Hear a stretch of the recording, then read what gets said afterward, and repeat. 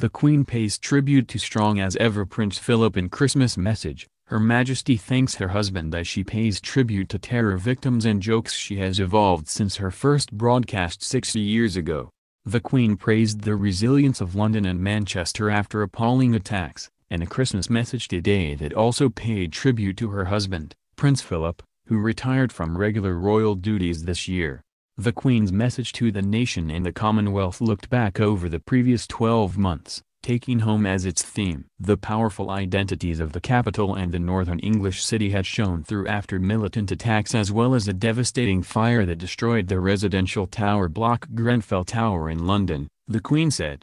The 91-year-old monarch, whose televised address is an essential part of a traditional Christmas in Britain, said it had been a privilege to visit victims of the bomb attack at a pop concert in Manchester, as she was able to witness the bravery and resilience of survivors firsthand. This Christmas, I think of London and Manchester, whose powerful identities shone through over the past 12 months in the face of appalling attacks. In Manchester, those targeted included children who had gone to see their favorite singer. A few days after the bombing, I had the privilege of meeting some of the young survivors and their parents. I described that hospital visit as a privilege because the patients I met were an example to us all, showing extraordinary bravery and resilience. The nation endured a series of devastating terrorist atrocities during the year, beginning with the Westminster Bridge attack in March that saw 4 pedestrians die when an attacker, later shot dead by police, drove at them before fatally stabbing a police officer. In Manchester a few months later 22 people, including children, were killed when a lone suicide attacker detonated an explosive device as crowds of music fans left Manchester Arena following a performance by U.S. singer Ariana Grande.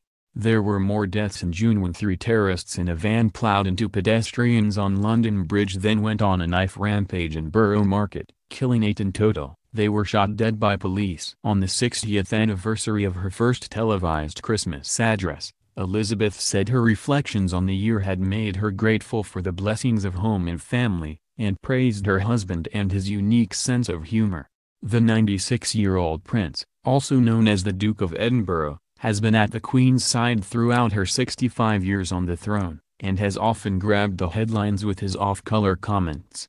Elizabeth, the world's longest reigning monarch, celebrated her platinum wedding anniversary in November. Philip retired from regular royal duties over the summer having carried out more than 22,000 solo engagements. I don't know that anyone had invented the term platinum for a 70th wedding anniversary when I was born. You weren't expected to be around that long, she said. Even Prince Philip has decided it's time to slow down a little having, as he economically put it, done his bit. But I know his support and unique sense of humor will remain as strong as ever. Philip has continued to make occasional appearances, and joined other members of the royal family at a Christmas Day church service on their country estate in Sandringham. Also joining them for the service was Prince Harry's fiancée Meghan Markle, who is spending Christmas with the royals, an unprecedented step for someone who is yet to become an official member of the royal family. The Duchess of Cambridge did not spend Christmas at Sandringham until she and William were man and wife in 2011. Meghan, who will take British citizenship and get baptized by the Church of England before the wedding, will also attend the Christmas Day service at St. Mary Magdalene Church in Sandringham, a spokesperson has confirmed. She and Harry, 33, who are now living together in a 2-bed cottage in the grounds of Kensington Palace, will also take part in the traditional walk to Mass by the entire royal family. The American actress wore a distinctive brown hat as she arrived at the church alongside the Queen's grandson Harry, his elder brother William and his wife Kate. As they left, both couples briefly chatted to some well-wishers who had gathered to glimpse the royals on Christmas morning. The Queen, who missed last year's service with a heavy cold, said in her address that she was looking forward to welcoming new members into the royal family next year. As well as Markle, who will marry Harry in May, Kate is expecting a 3rd child. The royal Christmas broadcast dates back to King George V in 1932 when it was on the radio. It was first televised in 1957. This year's annual address was produced by Sky News and was recorded in the palace's 1844 room, which is decorated with a large tree and features family photos. Pictures of the Queen's great-grandchildren, Prince George and Princess Charlotte, can be seen, along with 2 wedding-related images of the Queen and Philip, but taken 70 years apart. The royal couple are featured in a black and white image from their 1947 wedding, and in a color photo released to mark their 70th wedding anniversary celebrated in November. In the broadcast, the Queen wore an ivory white dress by Angela Kelly, an outfit she first wore with a matching coat and hat for the Diamond Jubilee Thames River pageant in 2012. She also wore a star-shaped diamond brooch. The Queen joked that she had evolved since her first televised Christmas message 60 years ago in 1957, alongside archive footage of the speech.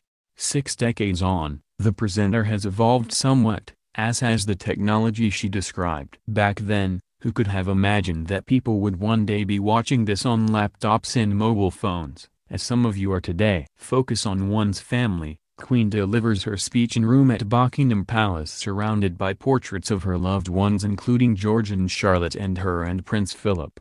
The Queen paid tribute to the royal family during her 60th Christmas speech as she posed next to photos of her family. The monarch and her husband Prince Philip featured in a black and white image from their 1947 wedding, and in a color photo released to mark their 70th wedding anniversary celebrated in November. Photographs of the Queen's great-grandchildren, Prince George and Princess Charlotte, were also given pride of place. Taken by photographer Chris Jackson, the portrait of Prince George was issued by Kensington Palace on July 22 to mark the youngster's 4th birthday. Commenting on the portrait at the time, Jackson, who is married to Kate's personal assistant Natasha Archer, said he was thrilled and honored to have been asked to take the picture. He added, "He is such a happy boy and certainly injects some fun into a photo shoot." The photo of Charlotte, meanwhile, was taken by her mother the Duchess of Cambridge to mark her 2nd birthday on May 2. In the portrait, taken in April, Charlotte can be seen wearing a traditional Fair Isle cardigan in baby blue and yellow from John Lewis that had sold out before the photo was released, with a slightly crumpled Peter Pan collar, £12, from Jojo Maman Bébé poking out of the top. Also visible on another table were portraits of Prince Harry and his fiancée Meghan Markle as well as Prince Charles and his wife Camilla the Duchess of Cornwall. During the speech, Her Majesty wore an ivory dress threaded throughout with silk ribbon. Embroidered with gold, silver and ivory spots, the dress is embellished with Swarovski crystals and a silk organza frill. The Queen first wore the dress, designed by Angela Kelly, on June 3, 2012, for the Diamond Jubilee River pageant.